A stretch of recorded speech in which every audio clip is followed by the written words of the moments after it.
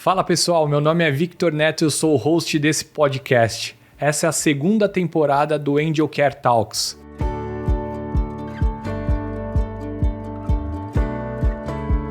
Temos o prazer de contar com a presença de um membro muito especial do nosso time, Eduardo Périco, nosso especialista de produtos. Ele é atualmente o profissional mais experiente da Angel Care quando o assunto é técnica bipolar. O objetivo dessa conversa é explorar com o Eduardo alguns dos principais pontos, o que chamamos na nossa área de tips and tricks relacionados à técnica, com foco em instrumentação cirúrgica e engenharia. Gostaria de deixar claro desde o início que vamos nos ater à nossa área de atuação, respeitando sempre o campo da medicina. Afinal de contas, nós não somos médicos. Mas antes eu gostaria de agradecer nosso primeiro patrocinador, a empresa Lógica. Então eu vou falar um pouquinho sobre a Lógica. A Lógica é uma importadora master de medical devices que fornece materiais inovadores para os tratamentos cirúrgicos em todo o território nacional. Representante exclusiva da NovaRed, TissueU, Nuvag, Azap, Lange, entre outras marcas. No Brasil, os fundadores da Lógica Inovações Médicas buscam mundialmente materiais cirúrgicos exclusivos de alta tecnologia. Eles desafiam o status quo com soluções cirúrgicas inovadoras que fazem a diferença, porque para a Lógica, inovar é sinônimo de transformar. E agora vamos para o nosso papo aqui com o especialista de produtos, meu amigo Eduardo Périco. Tudo bem, Edu? Tudo bem. Quero agradecer a oportunidade em pensar que tantos celebridades importantes sentaram nessa mesa e de repente você me faz esse convite. Estou muito honrado e agradecido pela oportunidade. Espero poder elucidar as dúvidas, a gente poder bater um papo bem legal sobre a técnica bipolar, que é uma paixão minha e sua, né? Com certeza, é uma paixão nossa. A gente tem uma história muito bonita com essa técnica no Brasil. E você é uma autoridade nesse assunto. Você conhece muito da técnica, você estudou muito, participou de muitas cirurgias, né? Teve treinamento na França. Então, nada mais justo do que eu te chamar aqui. Admiro muito o seu trabalho. Obrigado. E por isso que a gente está trabalhando juntos. Sim, obrigado. Mas antes da gente começar esse papo, porque hoje, como eu falei, você entende muito da técnica, eu preciso contextualizar como você chegou até aqui. Então, eu queria conhecer um pouquinho sobre a sua história, porque a audiência quer saber, né? O Eduardo, especialista de produtos, o que é isso? O que ele fez para chegar até aqui? Qual que é a formação dele, né? O que precisa para se tornar um especialista de produtos? Como é que você começou, Edu? Bom, é importante falar o que precisa para se tornar um especialista de produtos é ter vontade, é gostar, é ter aquela visão técnica do mundo médico, né? Porque o mundo médico é fascinante. Só que a gente precisa ter aquele viés técnico, a gente precisa entender o porquê de algumas coisas. E na verdade, eu entrei nesse mercado foi por um acaso, né? Por uma, vamos dizer assim, seria até uma infelicidade. Minha mãe teve um problema de aneurisma cerebral, onde eu conheci um médico que passou a atendê-la, né? Depois da cirurgia. E esse médico, ele trabalhava com uma grande empresa aqui de São Paulo, na década de 90 e começo dos anos 2000, e é onde eu fui e conheci essa rotina de centro cirúrgico, cirurgia de coluna. Ele foi um neurocirurgião bem conceituado, e ele me chamou para assistir a primeira cirurgia. Mas você foi para essa área cirúrgica, mas sua formação é engenharia. Minha formação é engenharia. Então você se formou em engenheiro. Engenheiro e... Mecânico. E aí o que acontece? Mas eu percebi que nesta área eles trabalham com parafuso. E parafuso, o conceito do parafuso é o mesmo para você colocar numa barra de aço, para você colocar numa parede e numa coluna. Eu percebi isso. E esse médico me deu a oportunidade de conhecer o mundo do centro cirúrgico. E aí, em 2003, eu entrei numa empresa aqui em São Paulo, só que eu entrei como entregador. Olha só, eu era responsável por pegar os materiais da empresa e levar para o hospital, e depois que tinha as cirurgias, eu pegava o material do hospital e levava de novo para a empresa. Só que é uma rotina que eu admiro muito, só que é pesada. E aí eu falei, não, eu não quero só isso para mim, eu quero mais coisas. Aí eu fui pro estoque. Do estoque eu aprendi a contar parafuso, eu aprendi como se organiza, porque imagina, para você levar materiais para uma cirurgia, você precisa pensar que você não sabe o tamanho que você vai usar. Então, são 400 modelos de parafusos diferentes, tamanhos diferentes, e eu aprendi como se organiza. Após isso, me deram uma oportunidade de ir para a OPME. Como eu conhecia esse meio do centro cirúrgico e eu estava muito ligado ao médico, eu aprendi algumas coisas sobre patologia, ele me ensinou muito sobre patologia. E assim eu podia ajudar na OPME os questionamentos que as meninas tinham como quando ia fazer uma cotação. O que é a OPME, assim, para o pessoal que não... É o pessoal que quando recebe o pedido cirúrgico tem esse contato com o hospital, com o convênio, para você cotar uma cirurgia, para você enviar um orçamento sobre materiais cirúrgicos. Exatamente. Então você começou nessa interface, você começou como entregador, depois foi para o estoque, começou a ajudar no OPME. E com a minha expertise, como eu já acompanhava a cirurgia com esse médico, né, que ele me mostrou o mundo do centro cirúrgico, eu comecei a ter expertise para falar assim, olha, todos os questionamentos técnicos que haviam pro pessoal do hospital ou do convênio pro pessoal da empresa, eu tinha argumentos, eu tinha conhecimento para poder ajudar a fazer uma explicação, ou até mesmo quando eles eram questionados mais tecnicamente, e eu tive essa condição. Mas aí, depois me apareceu a oportunidade de fazer instrumentação cirúrgica, porque para estar dentro do centro cirúrgico, você precisa se qualificar. Não dá para estar num ambiente tão controlado sem saber se portar no centro cirúrgico. Isso é muito importante. E eu fiz questão de fazer instrumentação cirúrgica e passei a fazer a instrumentação. Em 2009, olha, eu comecei em 2003. Em 2009, me surgiu a oportunidade de ir para vendas. Aí eu fui para vendas e é outro mundo, né? Meu conhecimento técnico me ajudou muito na venda, só que tem a questão comercial, né? É uma arte vender. E eu confesso que eu demorei um pouco para aprender, né? Então eu passei bons bocados. Aí em 2014 eu mudei de empresa e me apareceu a oportunidade de ser especialista de produto, que era o que eu queria, porque eu já tinha estudado engenharia. Eu falei, poxa, eu não quero vender, porque eu tive dificuldades, né? Imagina, eu conheço tecnicamente, mas na hora de vender é outro mundo. E eu passei a ser especialista de produtos, né? Uma empresa de um amigo meu, o pai dele me ajudou muito, eu sou muito grato, porque ele acreditou no meu trabalho e me deu a oportunidade. Aí eu passei a ser especialista de produtos. E qual que é a rotina, né? Tá certo que quem faz pergunta é você, mas eu já vou emendando, né? Fica à vontade. A rotina é trabalhar tecnicamente os produtos, fazer visitas técnicas com os vendedores, acompanhar cirurgias, preparar a equipe multidisciplinar, não é só instrumentadores, preparar o pessoal do OPME, vendedores, para poder ter o quê? Embasamento técnico, conhecimento, para poder fazer aqueles contornos de objeções quando tem na venda, que você é um mestre nisso, você sabe bem, né? Que isso, Edu. Então, resumindo assim, fazendo uma síntese de tudo que você falou, você teve uma base, uma fundação muito forte.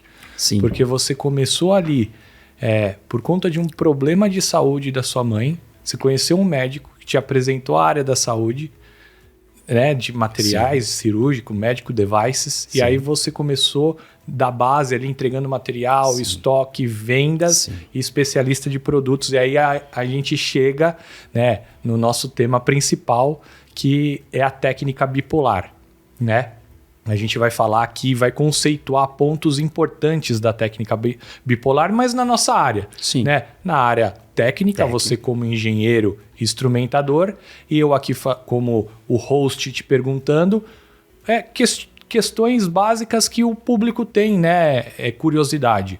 Tanto equipe de vendas, como instrumentadores, como os nossos distribuidores, que tem distribuidor no Brasil todo, até mesmo a família do pacientes. Então a gente vai entrar nesse assunto que hoje você domina bastante. Então vamos para a primeira pergunta sobre a técnica bipolar, né? Como você descreve a técnica bipolar pelo princípio do Dr. Milady? Porque a gente sabe que a técnica bipolar, teoricamente, ela já era feita anteriormente nas cirurgias de growing rod. Mas o Dr. Milady, junto com o professor Jean Debussy, eles aperfeiçoaram a técnica e denominaram como técnica bipolar, partindo do pressuposto que eles fizeram algumas modificações na técnica. Então explica pra gente essa técnica, qual que é a diferença da bipolar para bipolar by Dr. Milady, o que é isso? Explica pra gente. Bom, antigamente a técnica bipolar, como o nome disse, né, são 2 polos de fixação. Ela era feita com parafusos proximais e parafusos distais. O Dr. Milady, junto com o Dr. Jean Debussy, eles melhoraram esse conceito. Como que eles melhoraram? Agora, a técnica bipolar baseada no conceito do Dr. Milady e do Dr. Debussy corresponde o quê? Em uma fixação proximal por ganchos, né, que é muito mais resistente do ponto de vista da força de arrancadura, né, que é aquela força que age anterior para posterior do nosso corpo, e na distal, uma fixação robusta com 2 parafusos de transilíacos sacrais, né, que são parafusos que têm uma capacidade enorme de aguentar carga e trabalhar algumas deformidades correlacionadas da escoliose com a pelve. Perfeito. Então, a gente vai falar mais dessa questão do que é o gancho, o que é o parafuso transilíaco sacral. Então, basicamente, é uma fixação na parte de cima, uma fixação robusta na parte de baixo, né? Que é, então, proximal e distal. E o Dr. Milady foi aperfeiçoando tudo isso. Mas para você aprender, né, esse princípio, você fez vários treinamentos. Como é que foi o seu treinamento lá na França com o Dr. Milady? Bom, primeiro, estar na França com o Dr. Milady, num serviço que é no Hospital Necker, que é um dos maiores serviços pediátricos em deformidades, né, da Europa. Ali são mais ou menos 800 leitos para tratamento. Então você se coloca numa situação de imersão da técnica. Então eu pude acompanhar em loco cirurgias. O Dr. Milady me chamou para acompanhar ambulatório. Por quê? Nós precisávamos entender, né, para implantar a técnica no Brasil, nós precisávamos entender como que funciona, como é que se analisa um paciente no pré-operatório, quais são as características necessárias da deformidade que elegem aquele paciente a vir utilizar a técnica bipolar, né? E no pós-operatório, como é que funciona depois? Como é que se faz a distração? Como é que o doutor trata o paciente no pós-operatório? Então eu acompanhei o pré-operatório, o intraoperatório e o pós-operatório, numa imersão completa lá na França, né? E a AngelCare me proporcionou essa oportunidade, que é única, e eu aproveitei, pelo menos eu acho que eu aproveitei o máximo, né? Foi muito interessante, muito bom. Muito legal, cara, muito legal. E a gente está falando, né, técnica bipolar by Dr. Milady, professor Jean Debussy, né, que foram os desenvolvedores da técnica. Sim. Conta um pouquinho, né, quem é o Dr. Milady, quem é o Dr. Jean Debussy, eles são os desenvolvedores dessa técnica? Bom, tudo começou com o Dr. Jean Debussy. O Dr. Jean Debussy, para quem é da área, para quem é médico, conhece, né? Quem não é médico, talvez não conheça, que é até triste, porque ele tem uma história maravilhosa. Ele é um médico que fez uma contribuição do ponto de vista humano, né, cientificamente falando, absurda. O Dr. Debussy, junto com o Dr. Cottrell, foi foram os idealizadores, né, os caras que praticamente inventaram o parafuso pedicular. Então, por isso que tem a técnica CD, né? C de Cottrell e D de Debussy. E o Dr. Jean Debussy, ele começou a idealizar essa técnica já desde 1974 com o parafuso transilíaco sacral. 1974. 1974. Ele já pensou num caminho novo. Para quê? Para uma fixação de pelve. Olha só que interessante. E o Dr. Loft Milady, ele se autodenomina o pupilo do Dr. Jean Debussy. Então, o Dr. Jean Debussy largou o serviço de Necker e hoje quem é chefe do serviço pediátrico para deformidades do Hospital de Necker em Paris é o Dr. Loft Milady. que o Dr. Porque o Dr. Jean Debussy, ele se aposentou. Ele se aposentou. E aí, o que foi interessante? O Dr. Loft-Milady, ele pegou o conceito do Dr. Jean Debussy e vem aperfeiçoando. Você sabe melhor do que eu que cada vez que a gente volta da França, né, com as experiências que nós temos com o Dr. Loft-Milady, a gente vem com uma atualização. Isso mostra o quanto o doutor está sempre empenhado em desenvolver um conceito que é ótimo, mas ele entende que tem mais, o leque se abre. E é isso que a gente está aprendendo. Eles são unanimidades assim da coluna, mundialmente conhecidos, né? É legal, é interessante a gente lembrar, né, que a gente teve a oportunidade de trazer o Dr. Jean Debussy em 2018, junto com o Dr. Loft-Milady para o Brasil, quando foi lançada a técnica bipolar no Brasil. Então eles fizeram 4 cirurgias aqui, onde você participou dessas 4 cirurgias, né? Agora tem uma situação muito interessante que eu gostaria de falar, que nós estamos falando do Dr. Jean Debussy. Personalidade absurda. E na primeira cirurgia aqui no Brasil, lá na Faculdade de Medicina da USP de Ribeirão Preto, junto com o professor Elton, né? Elton Defino, que é outro médico sensacional, o Dr. Jean Debussy, ele estava na sala. E eu estava na cirurgia e eu olhei de rabo de olho, eu vi o Dr. Debussy rodeado pelos residentes. E pasme vocês, ele estava com um pedaço de papel fazendo um rascunho da técnica e explicando o conceito para aqueles residentes que, no meu ver, nós já somos privilegiados de estar com o Dr. Jean Debussy. Imagina os residentes, né, que viriam a ser e passaram a ser os médicos, né? Super conceituados e trabalhando com coluna, tendo a oportunidade de falar com aquela lenda viva. Sim. Que nós que trouxemos. Isso é gratificante de todos os aspectos. Então essa é uma passagem que me chama muita atenção e mostra o quanto o Dr. Jean Debussy é humano.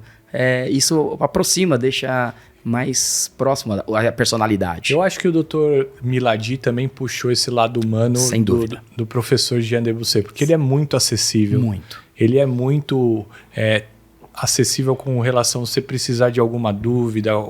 É muito fácil o contato com ele, né? A gente precisa sempre, né? Quando aparece algum caso que a gente entende que nós não conseguimos dar uma solução que a gente entenda que seja a melhor, né? Porque nós não somos médicos, né? A gente trabalha no âmbito técnico.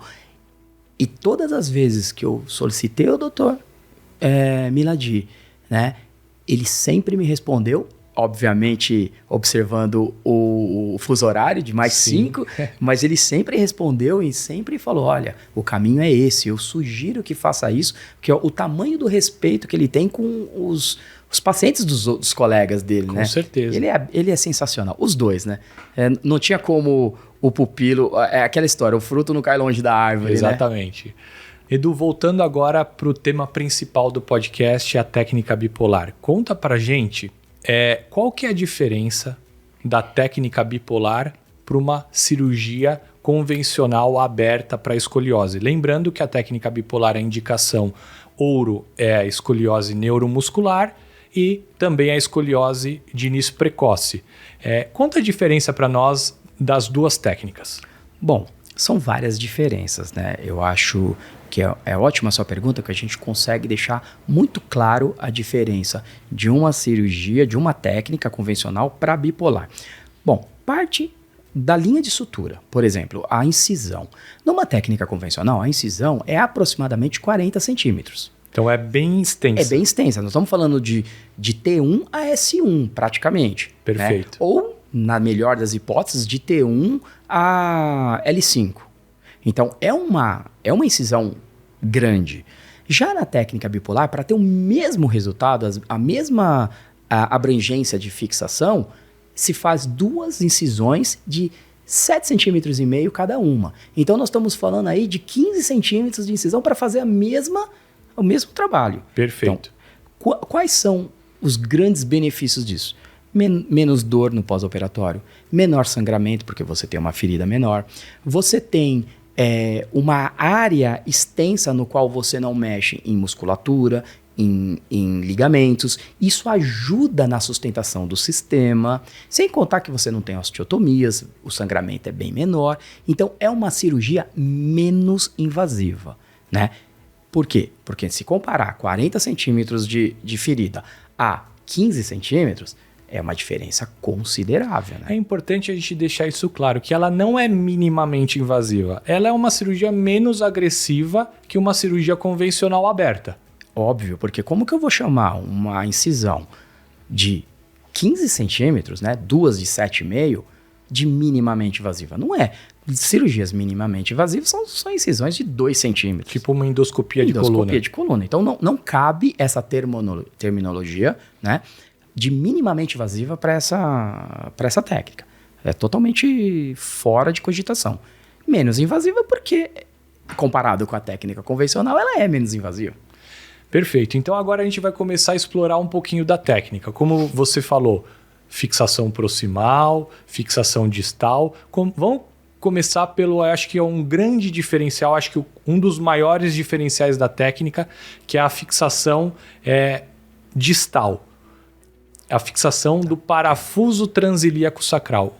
Qual que é a diferença de um parafuso transilíaco sacral por um parafuso de S1, um parafuso de ilíaco, uma técnica S2 alar e o parafuso transilíaco sacral? Outra pergunta muito boa, que são vários os aspectos, vários a diferença, e você consegue, né? O médico consegue, o doutor consegue diferentes resultados com técnicas diferentes. Obviamente que a gente está falando do âmbito técnico, sim, né? Cada um tem a sua indicação precisa. Determinadas técnicas vão muito bem para determinadas patologias, né, doenças, mas a gente vai falar um pouquinho desse parafuso que é muito bom para a indicação da técnica bipolar. Não dá para falar mal de uma técnica que é utilizada há 30 anos. Vem funcionando. O que o doutor Jean Debussy idealizou lá em 1974 foi mais uma opção. Jamais a gente vai falar que essa técnica ela é substituta. Não, ela é um complemento. Ela é mais uma possibilidade para o doutor avaliar e ver, dentre todas essas possibilidades, qual que é a melhor para o seu paciente. O que eu posso dizer do ponto de vista técnico, quais são as suas características e benefícios diferentes de cada parafuso. Perfeito. De cada, então vamos começar pelo S1. S1. Parafuso de S1 é um parafuso que vai no pedículo, ele segue a mesma linha do pedículo de L4, L5 e o pedículo de S1, né? S1, só que o S1 ele tem uma característica, ele é raso, né? Do ponto de vista de profundidade. Sagital. Exato. E o que segura um parafuso no osso, na verdade, é a cortical. Para quem não sabe, a cortical de um osso, vamos imaginar um pão de queijo amanhecido. Perfeito. Que é duro. Quando você quebra essa casca, dentro é todo airado, não é? Perfeito. Então, o osso é a mesma coisa. Então, o que segura o parafuso é a cortical. É ótimo para pequenas fixações, né? Muito bem-vindo, né? É uma via fácil, segura, rápida. Então, para algumas indicações, ele é perfeito. E é utilizado até hoje e tem que ser utilizado.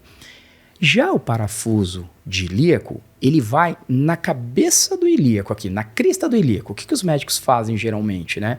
Eles cortam a crista do ilíaco para diminuir um pouco a altura da cabeça, porque senão ele fica muito sobressalente, ele fica muito o perfil alto da cabeça do parafuso para ele enterrar um pouquinho na crista ilíaca. Exato, para não ficar ele com relevo. Perfil alto. Perfil alto. Então isso é utilizado, então ele vem também com cachimbo, que é uma conexão, porque como ele fica no ilíaco lateral e a haste vem mais medial, ele precisa de uma conexão que se chama de cachimbo para encontrar essa haste que vem medial. Perfeito. Esse é outro. Outro né? elemento. Outro elemento. Também ele tem uma cortical, porque ele vai numa cortical só, e também é muito bom. E tem o S2 alar, que ele vai de medial para lateral, passa geralmente na articulação sacroiliaca, que às vezes isso é uma situação que gera um pouco de dor no pós-operatório, porque como ele é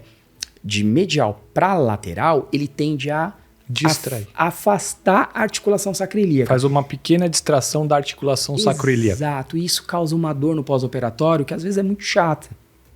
Mas é um parafuso que é utilizado até hoje, é muito bom, é uma técnica muito boa e os médicos eles utilizam e tem médicos que fazem essa técnica brilhantemente. O transilíaco sacral, ele tem uma outra via, né? Qual é essa via? Como o nome diz, transilíaco sacral, ele atravessa o ilíaco, então ele tem uma cortical do ilíaco da tábua externa, mais uma cortical da tábua interna e mais uma cortical da asa de S1. Então ele é um parafuso tricortical. Lembra no começo que eu falei que o que segura, o que dá sustentação a um parafuso é a cortical que ele passa. Esse parafuso, ele passa por 3 corticais. E ele tem um estoque ósseo no trajeto dele muito grande. O que é estoque ósseo? É o espaço dentro do osso que ele pode caminhar. Então é uma via muito segura. E esse parafuso, ele proporciona muitas possibilidades de correção da pelve. Então, esse parafuso permite fazer correção de obliquidade pélvica no intraoperatório, trabalhar a rotação da pelve e também fazer uma base sólida para toda aquela construção, porque na técnica bipolar começa uma fixação sem fusão lá em T1 e vai terminar aqui em S1. Então, a força axial quando o paciente fica ereto, ela é considerável. Você falou sobre obliquidade pélvica, acho que esse é um dos principais pontos fortes do parafuso transilíaco sacral, que é a correção da obliquidade pélvica. E principalmente a obliquidade pélvica tem em escoliose neuromuscular, é uma característica. O que é a obliquidade pélvica? E me fala o porquê que ele é superior se a gente for comparar com as outras técnicas dos outros parafusos. Bom, obliquidade pélvica, o nome já fala, é quando a pelve está oblíqua. Então, ele tem esse desbalanço. Essa obliquidade pélvica, ela atrapalha muito o paciente em sentar. Então, pacientes que têm obliquidade pélvica muito severa, eles vivem praticamente deitados. Então, eles se alimentam deitados, eles vivem deitados, tomam banho deitado. Eles não conseguem sentar. Não conseguem sentar sem a ajuda de um acompanhante. Então, é restritivo. E, inclusive, é restritivo no ponto de vista clínico. Porque vem complicações clínicas associadas ao fato dele não sentar absurdas. Por exemplo, o paciente se alimenta mal, o paciente tem um osso de baixa qualidade porque não tem a força axial agindo sobre o seu corpo, porque diz a literatura para o osso ser forte, ele precisa de carga. Se você está só deitado, você não tem essa carga. Então isso faz com que o esqueleto daquele indivíduo ele seja mais fragilizado. Então o que quer dizer isso? Um osso de baixa qualidade. E diante disso, a obliquidade pélvica, quando você consegue melhorar, você melhora todos esses aspectos. E o que o nosso parafuso, né, o parafuso transilíaco sacral do fabricante Eurus, ele tem de diferente? A sua via e o fato dele ser lateral para medial, ele proporciona uma melhor condição do médico trabalhar a obliquidade pélvica. Por quê? Ele tem maior braço de alavanca. Pensa comigo. Por que a maçaneta de uma porta ela está sempre do lado oposto da dobradiça? Porque você tem toda aquela alavanca, então você fecha e abre a porta muito facilmente. Agora, se a maçaneta fosse junto da dobradiça, você ia conseguir abrir e fechar a porta também, só que você precisava empregar muito mais força. O parafuso transilíaco sacral é isso. Imagina que o centro da pelve, ela é a dobradiça. Então eu tenho meu parafuso perpendicular a esta linha média, onde o médico consegue fazer essa alavanca com mais eficiência, né? Aplicar menos força e ter mais resultado do que um parafuso de S2 ALAR, que ele está muito mais próximo da nossa dobradiça, que seria a linha média. Então é braço de alavanca, é força e momento. É biomecânico, é força e momento, né? E com relação a essa questão de 3 corticais, e muitas vezes você consegue até pegar 4 cortical, né? 4 corticais.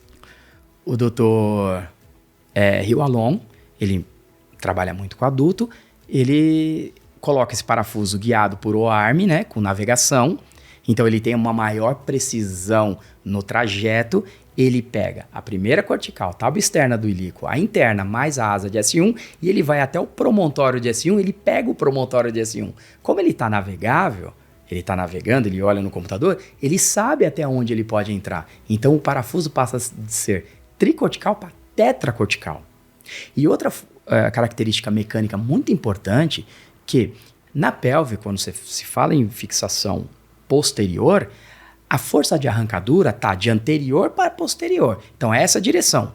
Quando você tem um parafuso S2 alar, ele está próximo dessa direção, dessa força de arrancadura. Então, a chance de ter pull out espontâneo, ela é considerável. Lembrando que são pacientes que têm o osso fragilizado. Já o parafuso transilíaco sacral, ele está perpendicular a essa força e preso por, no mínimo, 3 corticais, que tem casos que ficam tetracortical, né? Por 4 corticais. Então, não existem relatos de soltura espontânea deste parafuso. Entendi. Por conta, ele é um parafuso muito robusto, né? É muito robusto. Imagina, o Dr. Jean Debussy pensou isso em 1974. E é importante dizer, isso não é uma novidade. A gente não trouxe esse material para o Brasil para fazer teste. É um material que já está sendo utilizado, né? Desde 2012 na França. Então tem um follow-up absurdo, né? De casos, de casuísticas, de trabalhos científicos, que nós temos um monte, que comprovam que esse trajeto ele é seguro e ele é muito eficaz para o propósito do doutor. Agora eu vou ser especialista de produtos, hein? Vamos lá. Brincadeira. O Dr. Miladi me falou que uma das características desse parafuso é que os outros parafusos que você falou, de ilíaco ou S2 alar, quando o tipo da fixação ele passa na articulação sacroilíaca e ele faz uma pequena distração da articulação sacroilíaca. E por isso que às vezes o paciente pode sentir dor pós-cirúrgica. Esse parafuso também pega a articulação sacroilíaca, ele sai da articulação sacroilíaca, ele comprime, como é que é isso? Então, ele não passa diretamente na articulação sacroilíaca. Ele pega alguns elementos da articulação, porque a articulação é aquela encaixe de 2 ossos. Então, nós estamos falando aqui, vou fazer aqui, o S1 e o ilíaco. Ele trabalha assim, só que tem a articulação mesmo e tem o espaço, né, que fica anterior, né, ou melhor, posterior à articulação. Ele passa por esse espaço, ele não passa direto na articulação. Perfeito. Ele foge da articulação sacroiliaca. Ele foge da articulação. E por ele ser lateral para medial, ele faz o sentido oposto de um S2, que está medial-lateral. O S2 ele afasta a articulação, o transilíaco sacral ele comprime, não dando dor. Porque quando você comprime a articulação, você não está fazendo você não está distraindo, sabe? Não, exatamente ao contrário. Perfeito. Isso é magnífico. Que legal. Ele pensou em tudo, né? Edu, ainda falando do parafuso transilíaco sacral, eu acho que é legal a gente demonstrar um vídeo para o pessoal, um pouquinho de como que ele é inserido, e você poderia falar aí narrando a técnica dele, pode ser? Pode, claro. Você tem aí no computador, né? Tenho aqui. Bom, então é o Tanit da família Spine, do fabricante Euros, né? Então esse é o conector transilíaco sacral. Ele é poliaxial e perceba que ele tem a cabeça muito parecida com o parafuso pedicular. E o parafuso Tanit, ele passa dentro daquele anel. Então aqui nós temos a pelve. Na faceta articular em L5, entre a faceta articular L5 e S1, se faz uma osteotomia. Essa osteotomia é feita com um instrumental próprio do sistema. Feita essa osteotomia, monta-se o conector na chave, que é o primeiro elemento do gabarito, que existe um gabarito para achar aquele parafuso naquele anel. Aí coloca-se o conector e o doutor ele tomba a mão em direção à linha média de 25 a 30 graus. Daí para frente se monta o gabarito, que vai garantir que meu parafuso transilíaco sacral encontre o anel do conector na asa de S1. Feito isso, faz o decorticador, que vai romper as 3 corticais, porque o parafuso ele não é autoperfurante. Uma trefina, que também é conhecido como macho, faz o caminho da rosca. Essa trefina, ela é tiromandril, que é a via de trabalho. Esse fio é um fio gabaritado com um hammer de diapasão, um martelo de diapasão, ele vai emitindo um som Quando o fio recebe a resistência da cortical anterior, ele muda o som, indicando para o médico parar. Que ali já chegou no local exato. Esse passo pode ser feito por raio-x. Pode ser feito, é feito com raio-x aqui. E depois tira-se a chave e mede-se o tamanho do parafuso com essa régua. E ali eu já tenho o tamanho do parafuso exato. No caso aqui deu 70, mas nós temos de 40 a 120 milímetros de comprimento. Todos os parafusos são de 7. Eles são canulados e esse processo ele é feito percutâneo. Perfeito. Coloca-se o fio no fio ou parafuso junto com a chave e está aí a fixação transilíaco-sacral. Lateral para medial, não passando na articulação sacroiliaca, e o conector onde vai ser conversado com a haste, que é a interface com a haste, ela fica na mesma linha do que os outros parafusos, a extensão da fixação. Esse último passo, ele travou o parafuso no conector para tirar o movimento de rotação do plano sagital da pelve. Então ele trabalha todas as direções da pelve. Então o médico consegue ter esse controle. E é sensacional. Como essa imagem final eu acho muito bacana. Essa imagem ela é sensacional. E, Edu, você falou que ele é percutâneo. Então essa técnica também é uma técnica menos agressiva. Muito, muito. Ela é menos agressiva porque a colocação do parafuso está numa trajetória que é segura e você não precisa fazer, o médico não precisa fazer mais incisões extensas para colocar esse parafuso. Ele é feito com uma incisão de 3 centímetros, 2 centímetros na lateral, mais ou menos na lateral próximo da nádega do paciente. Então, esta é a trajetória. Como vocês podem ver, ele fica no corpo de S1, ele passa pelo ilíaco, né? E o conector ele fica na mesma posição de um parafuso pedicular de S1. Perfeito. Ele do ponto de vista mecânico, ele é sensacional. E Edu, ele é utilizado só na técnica bipolar ou ele tem outras indicações? Veja bem, ele é um elemento que fixa a pelve. Então, qualquer patologia que o médico entenda que na construção dele precisa fixar a pelve, ele pode ser utilizado. Então, não é só para técnica bipolar. Ele pode ser utilizado muito para revisões. Então, pensando no parafuso pedicular de S1, tem toda aquela fragilidade porque ele é um parafuso pequeno. Imagina que o médico fez uma fixação de L3 a S1. E no S1, ele achou por bem colocar um parafuso pedicular. Só que por algum motivo aconteceu uma pseudoartrose. O que é pseudoartrose? É quando o parafuso ele não faz uma integração ideal com o osso. Então ele fica dentro de um buraco, literalmente solto. Isso dá dor, porque causa instabilidade. E o médico vai fazer o quê? Vai tirar aquele parafuso e colocar um de diâmetro maior? Vai acontecer a mesma coisa. A chance é muito grande. Então, qual que é a opção? A opção é ele utilizar o parafuso transilíaco sacral para ele salvar aquela fixação com um parafuso robusto e uma outra via, uma via, vamos dizer, virgem, que não foi explorada.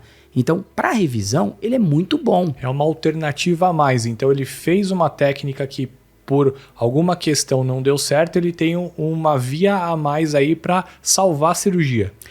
Exatamente. E tem um dado muito interessante, que tem um estudo científico que diz toda fixação que contempla um parafuso pedicular S1, que essa fixação se estende até L3 ou mais, a chance de soltura de S1 aumenta em 44%. Então isso é literatura. Então o parafuso transilíaco sacral é uma ótima opção para fixações que, por algum motivo, né, que a gente não sabe qual, né, qualidade óssea ou demanda do paciente, aconteceu uma pseudoartrose, que isso é passivo de acontecer. Isso pode acontecer também numa fixação de S2 alar. Pode acontecer. O cirurgião utilizou S2 alar, ok e tal, deu algum problema nesse tipo de fixação, pseudoartrose, quebra de parafuso, ele pode usar a via transilíaco sacral como uma nova via de acesso. Pode usar uma nova via de acesso e conseguir salvar aquela ideia de fixação previamente escolhida para o paciente. Porque se ele escolheu essa fixação, é porque ele analisou todas as possibilidades. Os médicos eles são extremamente preparados, eles conhecem muitas técnicas, eles sabem o que é melhor para o paciente. E a gente confia nisso muito. Perfeito, Edu. Então a gente abordou bastante essa parte, né, da parte distal. Distal. Da parte distal. Vamos agora para a parte proximal. O que o Dr. Milady fala sobre a parte proximal? Qual é o tipo de fixação? Por que ele utiliza hastes na parte hastes independentes na parte proximal? Conta um pouquinho disso. Bom, isso é muito interessante, que tem vários aspectos da fixação proximal. Se a gente pensar lá nas evoluções, no conceito da técnica bipolar idealizada pelo Dr. Loft Milady, a gente tem aqui inúmeras situações que a gente pode falar. Uma delas é que eles utilizam o gancho. Por que utiliza gancho? O gancho ele tem uma força da direção antero-posterior maior que a de um parafuso. Por exemplo, empresta seu dedo. Imagina que seu dedo é um parafuso pedicular e minha mão é um pedículo. Se você fizer uma força, puxa seu dedo, você consegue tirar. Agora, faz como se seu dedo fosse um gancho e o meu dedo fosse uma lâmina. Puxa. Difícil. Não vai soltar. Então, esse é o princípio, esse é o que o Dr. Loft Milady entende que é melhor na fixação proximal. Mas aí você pode me perguntar, Eduardo, e por que nas técnicas convencionais não utilizam gancho, utilizam parafuso pedicular e a soltura quase nunca tem soltura?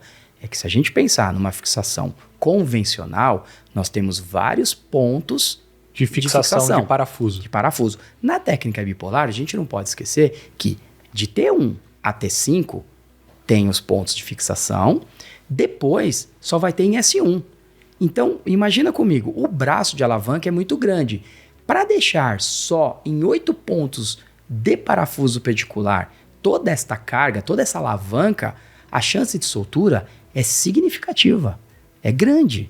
Então, o que o Dr. Milady entende? Que não só ele, estudos biomecânicos mostram, tem trabalhos científicos mostrando que o gancho ele é muito mais eficiente. E também ele é francês, né? O francês, ele tem a arte de colocar gancho, né? Eles gostam de gancho em fixações torácicas altas. Então, uniu o útil e o agradável. É por isso que utiliza gancho. Você explicou sobre o gancho versus parafuso. Mas aí a gente tem a questão também do gancho, que ele fala do claw, o famoso claw. O que é isso? Bom, o claw é tranca, né? É uma tradução livre, a gente pode entender como tranca. O que é a tranca? Ele utiliza um gancho supralaminar. Esse gancho ele vem de crânio para cauda, né? Ou da cabeça para a pelve. E o outro pedicular no sentido oposto. E aí, o que ele faz? Ele comprime. Quando ele comprime, ele faz o claw, também conhecido como a boca de crocodilo. Ele prende, porque o que solta um gancho? É se ele movimentar para trás. A minha lâmina está aqui. Se ele movimentar para cima, ele escapa. Só que se eu tenho um gancho, um contragancho aqui, travando, como que ele vai subir? O sistema nem vai subir e nem vai descer. Então, por isso que é muito eficiente, né? E tem também a questão da anatomia dos ganchos do fabricante Euros, né? Os ganchos convencionais, eles vêm com um desenho que necessita o preparo da lâmina. E o que é o preparo da lâmina? São instrumentais que eles preparam o caminho, vão tirando tecidos importantes ali da lâmina, deixando ela bem dissecada para conseguir entrar o gancho. Só que isso tem um problema. Quando você tira muito, quando o médico tira muito os tecidos ali da lâmina, você enfraquece a lâmina e deixa o gancho mole. Já o gancho da Euros, ele tem um desenho que ele é muito parecido com um preparador de lâmina. Então, o Dr. Milady, ele até gravou um vídeo que é muito interessante, que ele explica o passo a passo da técnica bipolar. E ele fala que o supralaminar se coloca freehand. Então, ele vai colocando, porque ele já é um preparador de gancho. Só que para que ter um preparador de gancho e depois botar o gancho, que você pode já preparar a lâmina com o próprio gancho. Então, ele economizou um passo, deixou a cirurgia mais ágil, e a gente sabe que tempo cirúrgico é importante, e ele coloca esse gancho. Outra coisa muito interessante da característica do gancho é que o nosso gancho ele tem 11 milímetros de altura de cabeça, só que contempla uma haste de 5,5. Não é uma haste de 4,5 ou de 4. Não, é uma haste de 5,5. Então, é um extremo baixo perfil com uma haste muito rígida, né? Não rígida, desculpa, não é essa a palavra, mas uma haste grossa de 5,5, que é utilizada em adulto, por exemplo, na maioria dos sistemas, né? E por que utiliza geralmente haste de cromo cobalto ou titânio? Geralmente nas extremidades se utiliza hastes de titânio. Por que hastes de titânio? Porque elas são mais flexíveis. Então a integração osso-implante ela fica menos hostil, ela fica mais amigável. Por quê? Porque toda aquela carga, né, que a gente imagina, vamos lá pensar de novo, técnica bipolar. Eu tenho um polo de fixação aqui em cima e outro polo de fixação aqui embaixo. E uma haste no meio. Se eu colocasse uma haste muito rígida nas extremidades, toda essa carga, ela ia pegar nas extremidades e ia o quê? Sobrecarregar as lâminas e, consequentemente, a performance da fixação ela ia ser prejudicada, porque a chance de quebrar a lâmina é muito grande. Então, se utiliza hastes em titânio, que elas são mais flexíveis, absorvem melhor a carga. Isso é biomecânica. Entendi. Então, e essa questão, Eduardo? Então a gente está falando... E a questão do frame? Né? Porque então, a parte proximal ela parece simples, mas ela não é. Porque a gente falou da diferença do gancho para o parafuso, aí a gente falou do claw, e a questão das hastes independentes na parte proximal? Maravilha. Olha, é um assunto tão fértil que a gente precisa falar em etapas. São tantos benefícios, né, que a gente pode falar aqui, que para todo mundo entender é bom falar em etapa. E interessante essa pergunta, porque vamos lá, vamos pensar de novo na técnica bipolar. Eu tenho uma haste aqui embaixo, na pelve, eu subo essa haste, vai até T1, certo? Todo esse braço de alavanca da pelve com parafuso transilíaco sacral, ela gera uma tensão lá em cima. E o que acontece? Se colocar ela sozinha ali, ela sobrecarrega muito o gancho proximal, aquele primeiro que fica em T1, e no final da montagem do gancho sobrecarrega muito a haste também. Aí o que os engenheiros pensaram? Por que a gente não coloca uma conexão ali, que é um fator que absorve carga? Sabe, trinca de dilatação lá, aquelas emendas de dilatação de pontes. Já parou com o seu carro na ponte, um carro passava e balança a ponte? Uhum. É isso que faz não quebrar a ponte. Perfeito. Então, quando se coloca dominós ali, algum conector, ele forma como um absorvedor de carga, isso. Então, diminuindo consideravelmente qualquer chance de falha mecânica. E tudo que passa para cima desse conector, a força é dividida em 8 pontos, não mais naqueles 2 pontos. Então, se fecha um frame... Porque você criou um frame ali. Exato. Então, essa carga, essa força é distribuída nesse frame. Nos 8 pontos. Antigamente, com uma haste só, ela ia terminar lá nos 2 pontos dos primeiros ganchos. Dos primeiros ganchos, dos supralaminares lá em cima. Então, a chance de falha da lâmina é grande, né? A chance é grande. Então, acabou esse problema. Não existe mais esse problema. Então, mais uma vez, Dr. Milady, junto com a engenharia da fábrica da Euros, eles pensando coletivo para melhorar o que já é muito bom.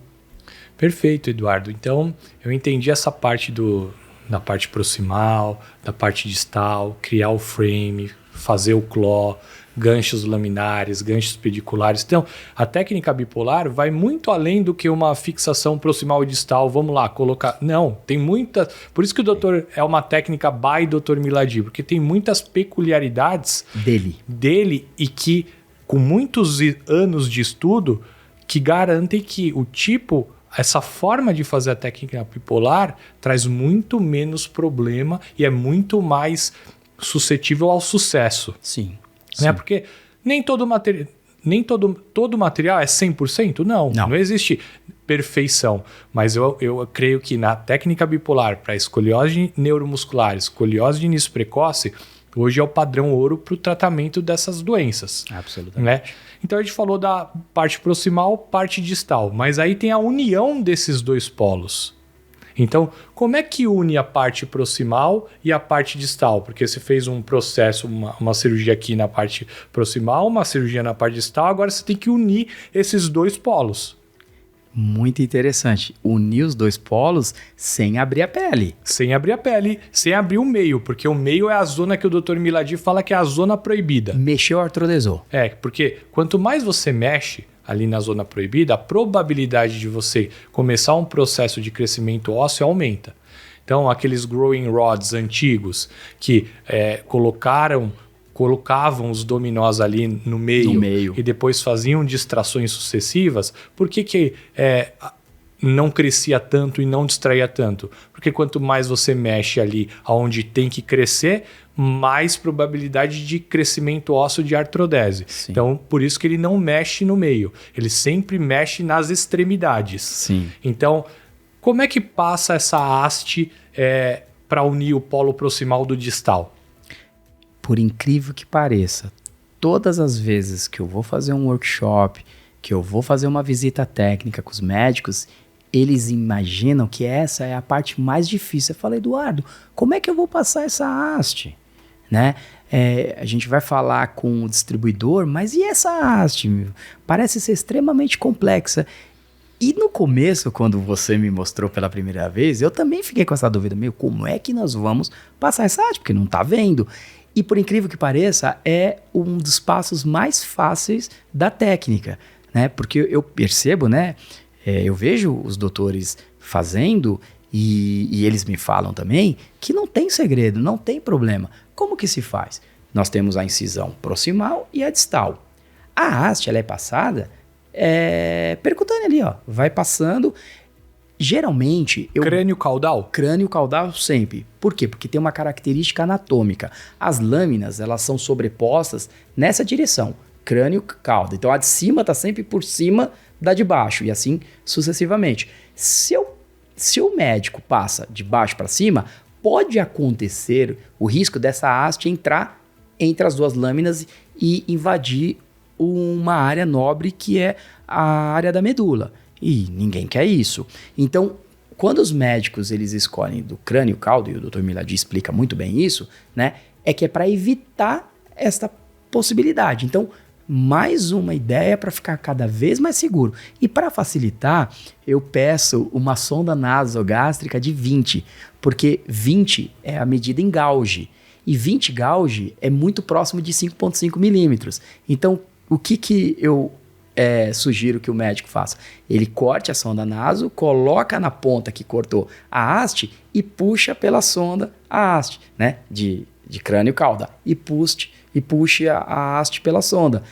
A sonda é de plástico, é atraumática, menos chance de ferir ali musculatura ou promover algum sangramento indesejado, e isso ajuda muito na técnica. Então é feita percutaneamente, une-se a haste no conector proximal, do frame que nós fechamos, né? No frame proximal. Isso, e lá embaixo no dominó, que é outro elemento de conexão, que vai unir a haste que está no conector transilíaco sacral.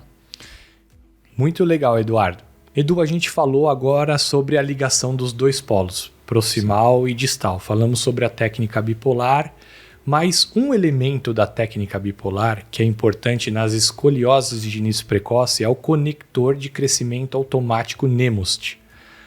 Qual é o papel do conector na técnica bipolar? Qual que é a diferença do conector NEMOST para os growing rods tradicionais com distração de haste?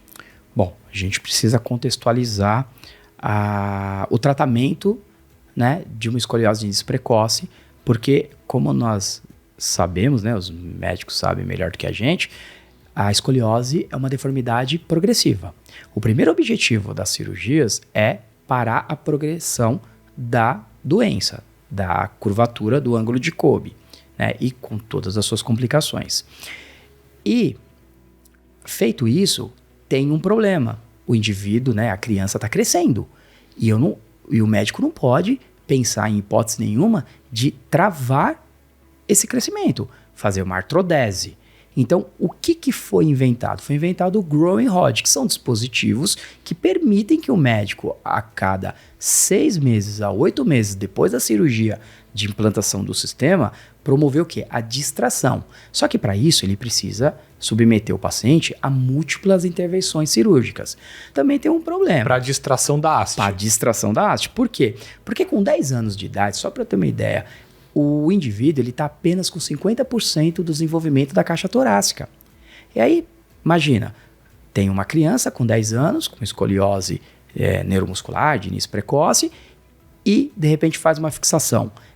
Esse indivíduo, quando chegar na fase adulta, ele vai ter o tórax de uma criança de 10 anos, 50% a menos do que poderia ter. Isso acarreta problemas na respiração, problemas na alimentação, condição clínica muito fragilizada e vem um monte de problemas decorrente a isso.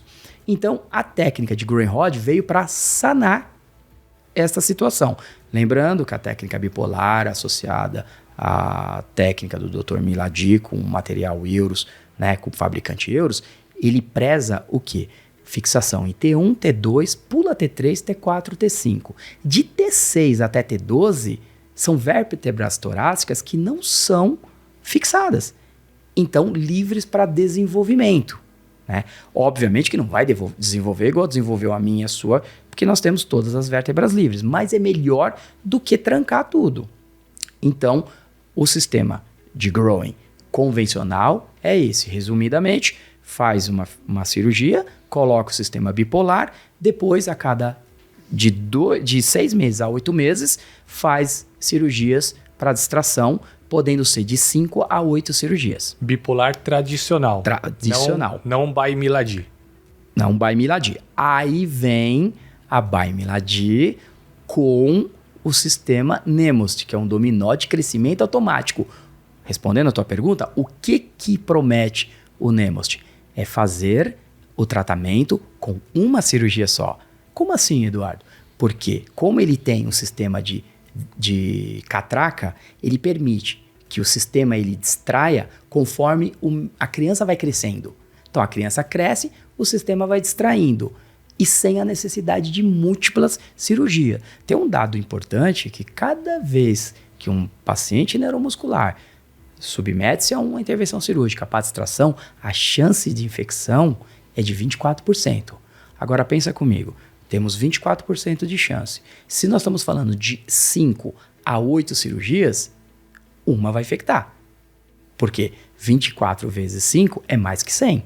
100% Perfeito. Vai infectar. Então, resumindo, a gente está falando que a técnica de growing convencional são múltiplas cirurgias, múltiplas anestesias, que isso pode ocasionar transtornos para a família, Sim. transtorno psicológico para a criança. Tem estudos que mostram também aumento do autismo com relação a múltiplas anestesias em crianças, diminuição do QI, né?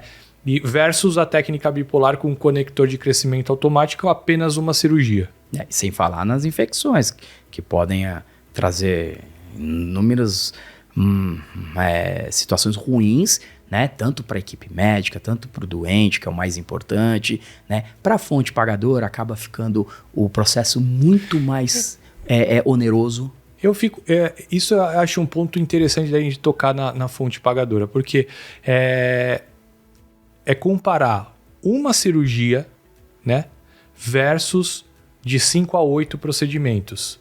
Né? Porque também a técnica bipolar, o Dr. Milady fala que já é um procedimento único, né? Sim. Que se o paciente tiver a clínica boa, pós-cirúrgica, ele pode ficar com aquele sistema, ele não precisa fazer uma artrodese. Não precisa fazer o definitivo, porque tem estudos científicos que comprovam que quando o esqueleto chega na maturidade óssea, já tem estudos mostrando anquilose espontânea das facetas e uma formação óssea que acompanha a barra toda. O que é uma anquilose das facetas? É crescimento ósseo? É crescimento ósseo na faceta. A faceta é a articulação da vértebra, né? A articulação posterior. Cada vértebra são 3 articulações. 2 facetas posteriores e o disco na frente. Então, quando o paciente chega na maturidade óssea, começa naturalmente a formar anquilose nas facetas, artrodesar as facetas, criação espontânea de osso ali nas facetas. Isso enrijece, isso deixa mais forte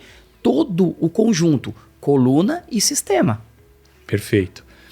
Edu, ainda falando, lógico, né, da técnica bipolar, a gente viu que a gente tem a possibilidade de usar o Nemost ou não usar o Nemost.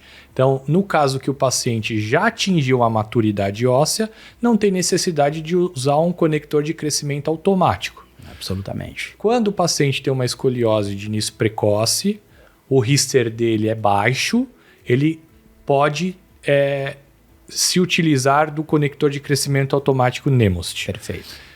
Mas tem também vários tipos de montagens, né, da técnica. Então, a gente colocou aqui na tela os tipos de montagem. Por quê? Porque se o paciente tiver obliquidade pélvica, coloque-se o parafuso transilíaco sacral para correção da obliquidade pélvica. Se o paciente não tiver obliquidade pélvica, não tem necessidade de ir para a pelve. Então aí você para na lombar.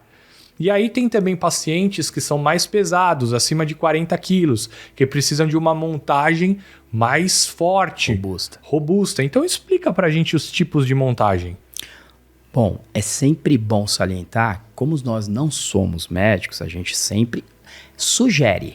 Perfeito. Sugere. Porque, no fundo, a gente vai munir o doutor de informações, ele vai decidir o que é melhor para ele.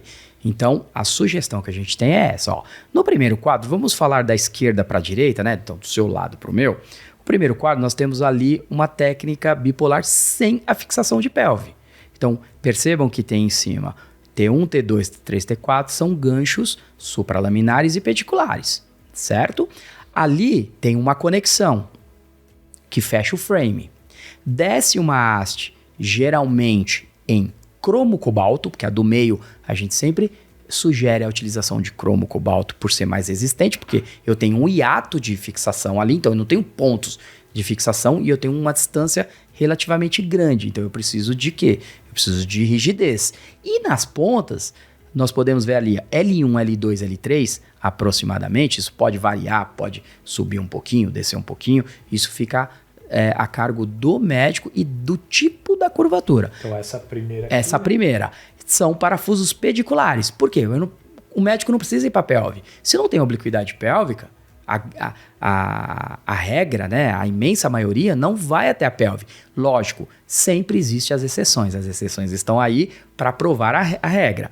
Então, por isso que a gente fala, é sempre no campo da sugestão. Né? Os médicos, eles são capacitados para escolher o que é de melhor. E a decisão médica é soberana. É soberana, sempre. A gente avisa o que a fábrica preconiza. O que o professor Milady entende que seria o mais adequado. Mas só quem sabe da história do paciente é o médico daquele paciente. Então a gente nunca ultrapassa essa via. No segundo quadro, a gente pode observar que tem uma haste extra que vai até lá em cima. Perfeito. Essa haste extra que vai até lá em cima, ela pode estar à direita do paciente ou à esquerda. Geralmente ela fica na parte côncava da curva. Só para fazer uma ilustração, a parte côncava, imagina uma colher. A concavidade de uma curva é onde vai a sopa da colher. A convexidade é a parte das costas da colher. Então, na concavidade da curva, que é o lado de dentro da curva, o médico entende por questões de análises clínicas, demanda de paciente, peso. Se é um paciente que deambula, geralmente quando não vai na pelve o paciente deambula. Se é um paciente ativo, se tem função cognitiva. Então tudo isso influencia. O médico entende que vai colocar uma haste extra do lado da concavidade. Para reforço. Reforço. É um apoio. É um extra de ferro, né? De de metal, ferro não, porque titânio não é ferro, de metal. Então ele tem uma estrutura mais rígida no lado da concavidade. O terceiro quadro, nós vemos ali 2 hastes longas que vão até lá em cima. Isso é para paciente que tem uma demanda maior. Demanda é quando você fala o paciente deambula, anda, pula, uma criança ativa. Agitado. Uma criança que tem um peso além do normal para deformidade, porque geralmente essas crianças são muito magras, mas existem as exceções. Tem crianças que são PC, neuromuscular, que são grandes, sim, parrudas. Então tem que ser levado em consideração, porque se eu faço numa criança grande a montagem primeira, pode haver uma falha mecânica por falta de ferro, de aço. Então, essa questão das hastes maiores, né, que vão até a parte proximal, justamente é para você ter uma construção mais robusta para evitar quebra. Para evitar falha mecânica. Falha mecânica. A quebra. Então, quebra ou soltura de algum implante. Então, aqui da parte sem a pelve, você já me falou que tem 3 tipos de montagens. Por isso que é importante o representante, o especialista de produto, sempre estar junto com o médico, né, para conversar com ele qual é o tipo de montagem, porque a empresa vai mandar o material, a empresa vai cotar esse material para o convênio. E tem que cotar o certo, né? Tem que cotar tudo que vai utilizar na cirurgia. Então, olha, só sem a pelve já tem 3 tipos. E com a pelve? Lembrando que isso é reduzido, que já tem mais variações. É que senão a gente vai passar a noite inteira aqui falando das variações. Então nós pegamos as principais. Perfeito. Com a pelve no desenho, que seria o 4º quadro da esquerda para a direita, é a montagem tradicional. 8 ganchos, né? 4 supralaminares e 4 pediculares, né? Ali nós vemos também crosslinks, que é fundamental, em todos tem crosslinks, tá? Isso é fundamental para evitar torção do sistema. Então, é mais um elemento mecânico para ajudar na construção do frame e estabilidade de toda a construção. E os 2 parafusos transilíacos sacais em S1.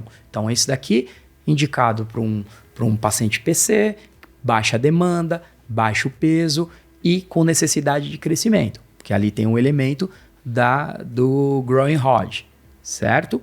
Aí nós vamos para o segundo, que é aquele paciente que tem que estar naquele meio termo. Ele não é um paciente eletivo para uma fixação robusta, e isso a gente toma muito cuidado. Porque não vamos orientar o médico, sugerir para o médico, além do que o paciente precisa. A ideia não é essa, a ideia é fazer o melhor para aquela condição daquele paciente naquele momento. E, obviamente, o cirurgião sabe e ele vai escolher a melhor montagem. Sempre. O nosso papel aqui para os nossos distribuidores, para as mães de paciente, é mostrar um pouquinho que tem vários tipos de montagem, até para os convênios, para os hospitais que estão assistindo a gente, que tem vários tipos de montagem, e isso vai depender da condição, da deformidade do paciente, da condição clínica, peso, demanda, se anda, se não anda. Então, quarto quadrante ali... Quinto quadrante. Quinto quadrante, ele tem uma fixação um pouquinho mais robusta na parte lombosacra. Isso. Por quê? Porque, de repente, é uma curvatura específica ali. Mais na parte lombar. Mais da parte lombar. Então, tem inúmeros aspectos que a gente conversa junto com o médico. O médico passa toda a demanda e a gente sugere. E, olha, na imensa maioria das vezes a gente chega num consenso, porque os doutores, eles são muito preocupados com os pacientes. Sim. E eles querem sempre o melhor para o paciente. E a gente está aqui, sempre... Tentando ajudar. Tentando ajudar. É a minha experiência. Poxa, eu já tenho 540 cirurgias acompanhadas. Então, eu vi bastante coisa. Eu tenho condição, eu tenho bagagem para poder ajudar a escolha do médico, né? Munir ele de informação para ele ter a melhor escolha. E isso é sensacional. E nós passamos por último. O último é aquele hardcore. É aquele paciente que tem uma demanda altíssima, que tem um peso acima de 40 quilos. Fala, nossa, Eduardo, mas 40 quilos é muito? Para esse tipo de deformidade é muito. E a gente não pode ignorar. Porque nós não podemos dar bola fora. A gente tem que eu não posso ficar naquela situação que, se quebrar a gente vê o que faz. Não, a gente tem que pensar que Isso não existe pode, isso não existe no nosso vocabulário. Meu Deus, é uma criança, é um indivíduo. E essa última montagem são essas hastes longas. Laterais até lá em cima. Até lá em cima, da parte lombosacra até lá em cima, com reforço dos dois lados para pacientes acima de 40 quilos. Acima de 40 quilos. A gente está falando ali, ó, nós temos uma haste de 5,5. Se eu tenho 2 hastes, são 11 milímetros. Multiplica por 2, são 22 milímetros de estrutura para ajudar aquele paciente. Perfeito. Então, é absurda a força mecânica que tem essa construção. Então, é para aqueles casos mesmo de pacientes... Eu participei de uma cirurgia em Brasília que o paciente era cadeirante, mas jogava basquete. Então, provavelmente foi essa construção. Foi essa construção. Assertivamente, o doutor já sinalizou, o doutor conhecia muito bem o paciente, falou, Eduardo, a demanda é alta, então, doutor, vamos fazer o que há de mais robusto. E hoje o paciente está, graças a Deus, até hoje, né? Super bem, praticando o esporte dele, né? Cadeirante, que se o médico não tem a informação, imagina, olha a responsabilidade dos médicos. A gente pode ir lá e pensar que a demanda é uma, mas era outra. Mas o médico extremamente atento. Os médicos são sensacionais. Que tratam esse tipo de deformidade, eles são muito bons. Porque para chegar nesse nível é muito estudo. Cara, não é só a medicina. Não, é muito eles estão estudo. além. É Exatamente. impressionante. Agora a gente falou, eu acho que é importante falar disso, porque não existe uma montagem padrão para um tipo de... não, é neuromuscular, é escoliose de início precoce, é essa técnica. Não. Tem muitas variações, você falou, tem mais variações que essa. Essas são as principais, mas é importante a gente falar sobre isso, muito mais para os nossos distribuidores, para os representantes, para os especialistas de produtos. E para a gente fechar aqui esse bate-papo, estamos indo para o final do podcast. Fala um pouquinho sobre a tração. A técnica bipolar, o que é a tração? Qual a importância da tração na aplicação da técnica bipolar? Olha, eu julgo que é fundamental. Por quê? Porque quando o paciente ele tem a escoliose, ele tem um desbalanço tanto coronal, que é esse desbalanço frontal, né, onde a linha média do pescoço ele não coincide com a pelve. Então o pescoço ele está lateral à bacia. Então precisa ter esse balanço. Porque senão, o que é esse balanço? Balanço é esse mesmo, é o equilíbrio. Né? É o equilíbrio que você precisa para andar de bicicleta, para você caminhar. Você não pode estar para o lado, senão você cai para o lado que você está pendendo. E também tem a questão do balanço sagital, que é aquele que quando o paciente está muito para frente, ele é aquela corcunda, né? Que é muita cifose, ou tá muito para trás, que o paciente tem aquele flatback, que não tem a lordose lombar. Então, isso é muito importante. E a tração, ela ajuda a fazer esse balanço. E o que consiste a tração? Basicamente, é esticar o paciente. Ele tem uma curvatura, quando estica o paciente, diminui a obliquidade pélvica e o ângulo de Kobe. E ajusta o balanço coronal. E com os coxins que os médicos colocam, preparam o paciente, eles também já ajustam a cifose e a lordose. Então, a cirurgia começa antes da primeira incisão. Então, a preparação com a tração é fundamental para que você consiga uma correção melhor com a técnica bipolar. É fundamental. E existem 2 tipos de tração. Tem a intraoperatória e a pré-operatória. Quando é que se usa uma ou outra? A pré-operatória é quando a curva é muito rígida. Porque se a curva é muito rígida, no intraoperatório, o doutor não vai conseguir esticar esse paciente de uma forma efetiva. Então, quando é muito rígida, ele deixa o paciente no halo gravitacional. E aí, quem tiver dúvida, entra no YouTube, vê lá, coloca lá halo gravitacional, tração gravitacional, criança. Tem um monte de vídeo vendo as crianças rodando, preso pela cabeça, porque é um pino que vai na cabeça e vai um arco que chama Gardner-Wells, né? Que são 2 pinos que prendem no crânio e tem um arco aqui e prende uma corda. Essa corda vai numa estrutura, numa cadeira e atrás tem um peso. Então vai esticando o paciente. Por isso que estica. Então você coloca um elemento no crânio, na cabeça. Sim, que é o Gardner-Wells.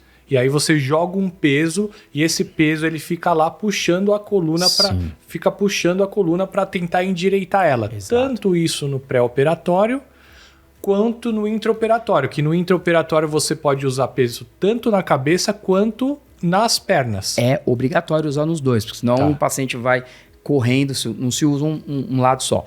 No intraoperatório se faz a fixação pelo Gardner-Wells pelo crânio e faz uma fixação no fêmur com um fio de Kirchner e um elemento que chama estribo, que puxa esqueleticamente e ele tem mais esse tipo de tração, ela é mais eficiente. Entendi. Então o doutor consegue um melhor resultado com essa tração. Então ele é muito mais eficiente. Eduardo, e na condição de que não tem esses elementos, não vai operar? Não, existe a possibilidade de fazer a tração cutânea. Qual que é a tração cutânea? É feita uma máscara aqui, com esparadrapo, lâmina, malha tubular e coloca-se o peso na cabeça. E nas pernas faz uma bota também, esparadrapo, malha tubular e puxa e coloca os pesos e estica a criança. Menos eficiente do que a esquelética, porém, se não tiver recurso, dá para fazer desse jeito. Mas o Dr. Milady fala, técnica bipolar é fundamental com o material da Euros.